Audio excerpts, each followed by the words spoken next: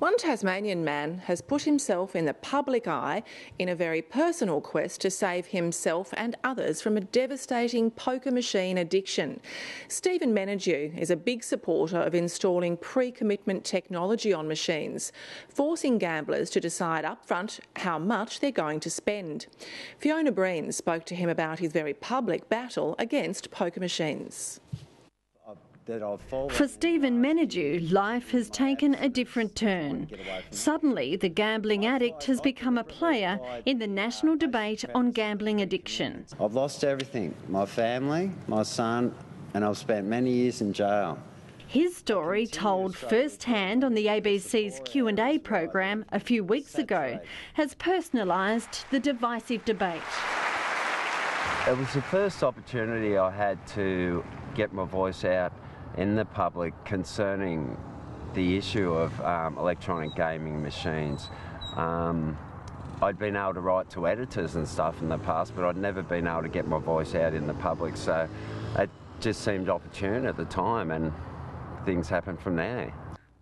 It's a long way from his life in a small unit in the suburbs of Hobart, where he spends a lot of time painting. His only company, his best mate, a budgie called Mr. For the man who's long privately battled with his addiction, he's now pushed himself into the public arena.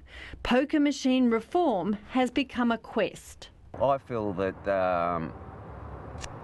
the proprietors who own the machines that took money from me for years.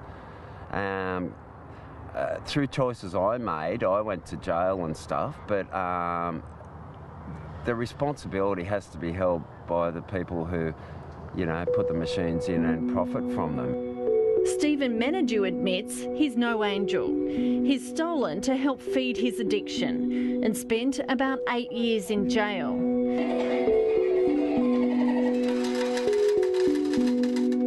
He's been one of Australia's 95,000 poker machine problem gamblers who lose an estimated $5 billion a year on gaming machines.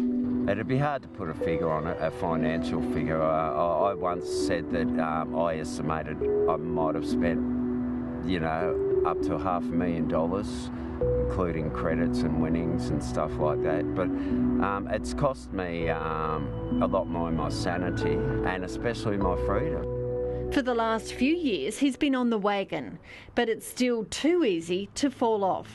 Over the last 2 years, I've busted or fallen possibly half a dozen times, only a couple of times in the last year. But I've achieved it through, as I said, breeding that hatred towards what the machines do to me, how they rob me. I really do consciously breed that feeling, because otherwise I would spend all my money there. He supports compulsory preset limits on poker machines, a move championed by his local federal independent member of Parliament, Andrew Wilkie. We're talking about limiting the damage, and I do believe wholeheartedly that that system will limit the damage and bring people from being addicted to wanting to stop. Installed on poker machines, it would force gamblers to decide in advance how much they'll spend. Stephen Menadue believes it'll be enough to get problem gamblers thinking. It's a reminder, you're in a system. You have to think about what your limit is. And I would be pretty sure that after having to do that 2 or 3 times, being reminded of how much you're spending physically by nominating that amount, you'd start to get sick of it. You know, it becomes a formality and therefore it becomes boring. The federal government has agreed to a full pre-commitment scheme by 2014. In a deal forged by Andrew Wilkie, it's working on legislation that can override the more reluctant states who aren't keen on compulsory pre-commitment. Tasmania was set to trial the new technology, but under pressure from the gambling industry, decided not to go it alone. Now, they said to me they weren't interested, that they were too concerned about the impact on the business that might not be recoverable after a trial that may or may not lead to something. Stephen Menadue says the human cost is a lot greater. He's requested a meeting with the Premier, Lara Giddings, to put his case. Seeing kids sit outside hotels waiting for their parents to finish, and those kids can't even buy a 50-cent lolly or something. Dad and Mum can't buy the things they need because of this problem, and it's because they have been strategically placed in these suburbs to attract that 40% of their profits from problem gamblers.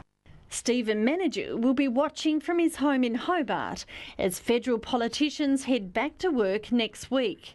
For him, the fight for gambling reform has become a type of therapy, alongside his painting and his mate Mister. He's counting on the politicians to do what he thinks is the right thing.